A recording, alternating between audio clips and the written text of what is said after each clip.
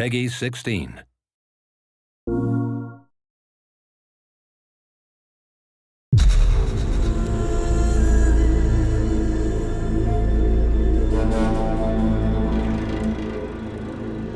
Hi, my name is Mark Norris, Senior Producer for Guerrilla Games on Horizon Zero Dawn.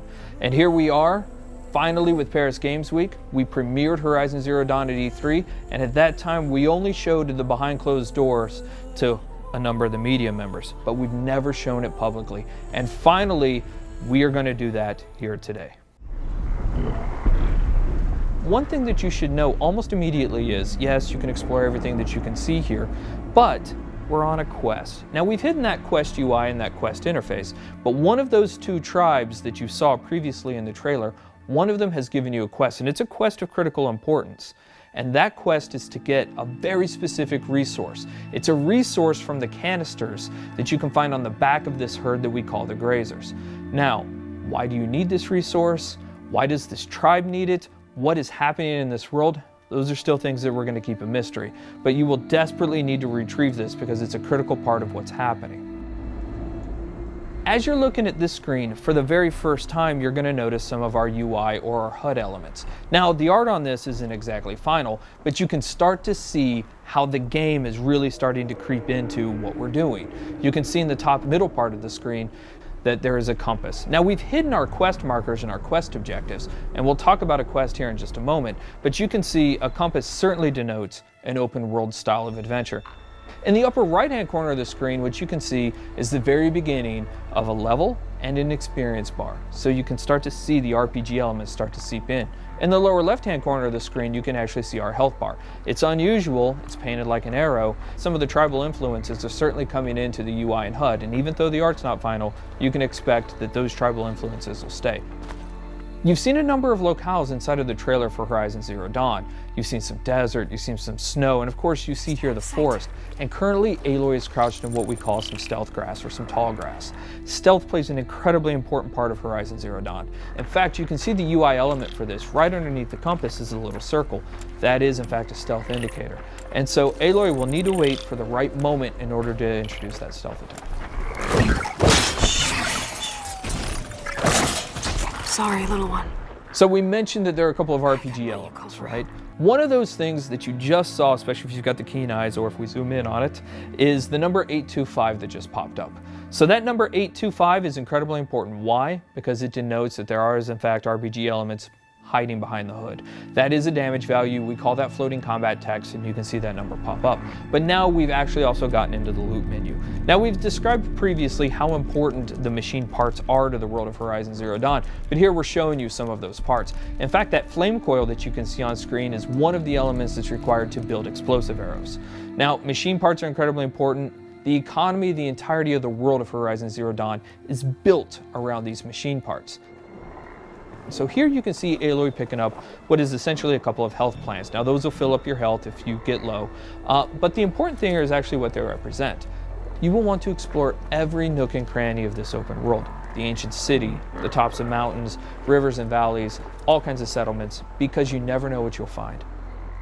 Guerrilla's DNA is strong in Horizon Zero Dawn. We've talked about this game being an action RPG, but Guerrilla Games is really known for its action. What Aloy is going to do here, she's going to use what we call the explosive tripwire.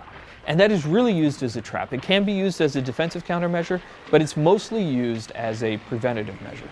She knows, because she spent so much time with these machines, that these grazers are incredibly skittish, that they will run off at the first sight of her or the first sight of noise. And she knows that if she's going to complete this quest, she's got to get those canisters. So for her, the best way to make sure this happens is to set these explosive tripwires down and try to find a way to force the grazers into the traps. So that's what we're going to try and do. We're going to set down a couple of these traps, and we're going to try and create a distraction.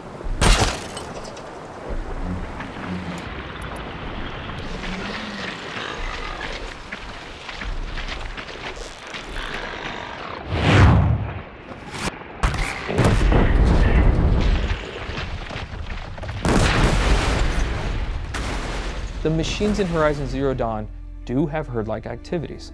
And here we have a species defending itself, these grazers allowing a couple of them to stick around to fight Aloy.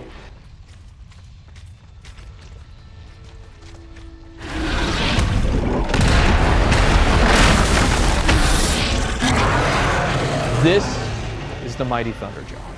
One thing that you will immediately notice is the size differential between Aloy and the Thunderjaw. The Thunderjaw is 24 meters long and it's 10 meters wide. It has 93 destructible armor plates, each with its own health value, and it has 271 animations and 67 VFX. It has 12 attacks, it's 550,000 polygons. And so what we're taking a look at here is actually some of the strategic and tactical elements of a fight that Aloy will want to think about when she gets engaged with the Thunderjaw. So we're going to take a look right here at the fact that there is actually some weak points on the Thunderjaw. As you're taking a look at the leg here, that orange muscle that you can kind of see underneath there, that is also a weak point. If you're able to hit that, you're able to do 4 times the amount of damage that you would ordinarily do. Now the question is, how would you actually take off that armor plate? Now we give you a couple of options there, but the best option is to use the machine itself. So we're taking a look at the disc launcher right now, and you saw earlier in the E3 trailer that you can shoot off the machine. You can shoot off the disc launcher, but you didn't know why we did it. The reason why we did it is because it takes a lot of arrows to knock off a Thunderjaw's armor plate. But if you can knock off its disc launcher, you can pick the disc launcher up and use its own weapons against it, and that's one of the best ways to take down the Thunderjaw.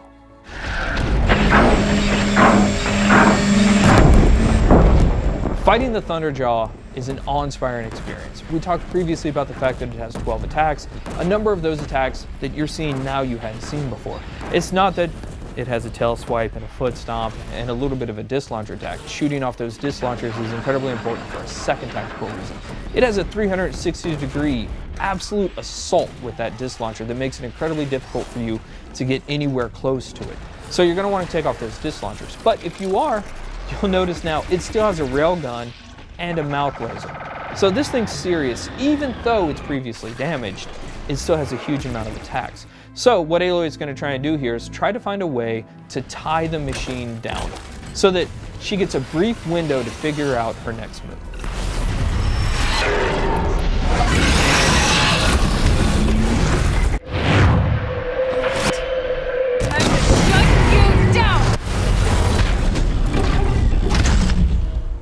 So that was the playthrough of the behind closed door session of Horizon Zero Dawn.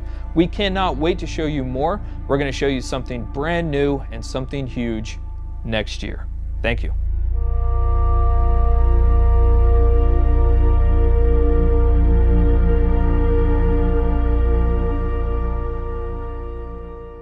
For the players.